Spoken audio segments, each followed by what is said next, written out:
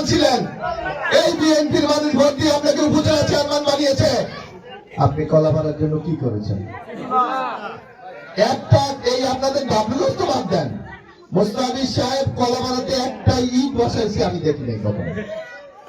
আর উনি যে দল কি করে এবার দাঁড়িয়েছে, মানে চরমোনাই বাংলাদেশে এখন পর্যন্ত 12টা নির্বাচন হয়েছে, চরমোনাই কি একটা এমপি আসলে জিতছে কোনোদিন?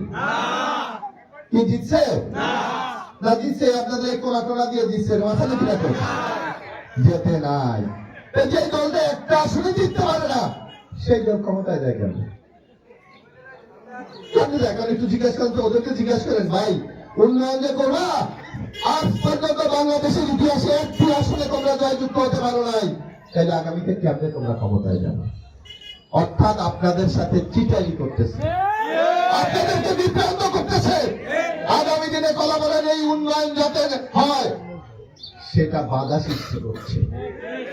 আপনারা যদি আমাদের পবিত্র কোরআনে স্পষ্ট ভাষায় বলা আছে যে জাতি যে গোষ্ঠী তার ভাগ্য পরিবর্তন করতে চায় না, আল্লাহ তাআলা তার সহায়তা করে। আপনারা চান না এই ডাব্লিউগঞ্জের রাস্তাগুলি পাকা হোক? আপনারা চান না এখানে যে ব্রিজ কালভার্ট দরকার আগামীতে সেইটা হোক?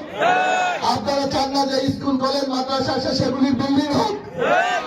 করবে কে? কে করবে? আগামী দিনে যারা ক্ষমতায় যাবে তাদেরকে এই কাজগুলি করতে হবে।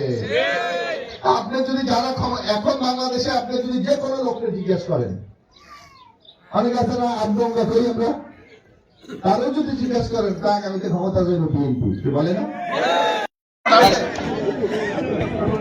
সন্তুষ্ট হয় আপনার উপর, তাইলে আপনাকে ব্যস্ত নসিব করতে পারে। তো ওনারা তাইলে ব্যস্তের টিকিট কেমনে দেয়? কিভাবে দেয়?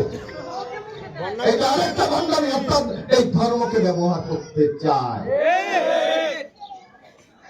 আজকে আপনি দেখবেন এই পৃথিবীতে আমাদের এখানে মাওলানা আছে, আমি অনেক ইসলাম সম্বন্ধে আমি অত পণ্ডিত না, তবে যতটুকু আমি জানি পড়ি, এই পৃথিবীতে শুধু 10 জন বেঁচতে যাবে এই সুখবর মহান আল্লাহ তাআলা দিয়েছে।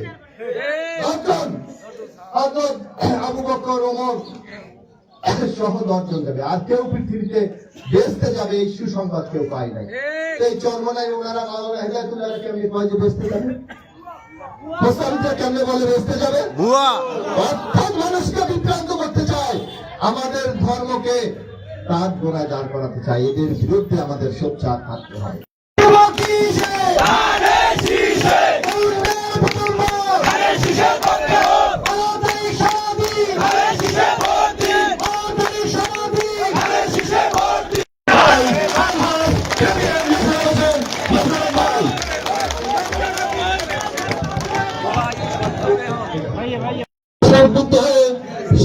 যোগদান করছে আলাউদ্দিন গাজী, এরপর লালু গাজী সদস্য, সেকেন্ড আলী গাজী, এরপর নাসিরুদ্দিন গাজী, আনসার সর্দার,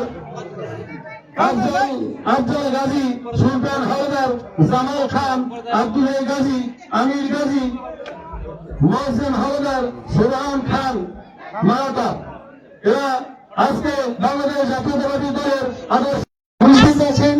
বিশেষ অতিথিবৃন্দ উপস্থিত, ডাব্লিউগঞ্জ এলাকার ভাই ও বোনেরা, আসসালামু আলাইকুম।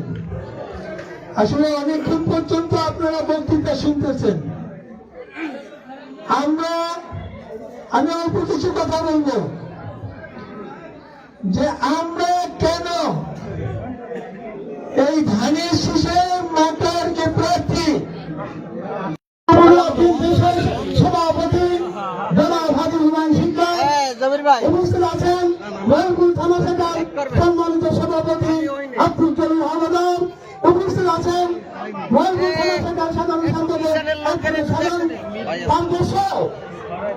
অঙ্গ সংগঠন নেতৃবৃন্দ এবং আমার সামনে সারিতে উপস্থিত ডাব্লিউগঞ্জবাসী এবং মা বোনেরা, আসসালামু আলাইকুম। আজকে বলতে চাই, আজকে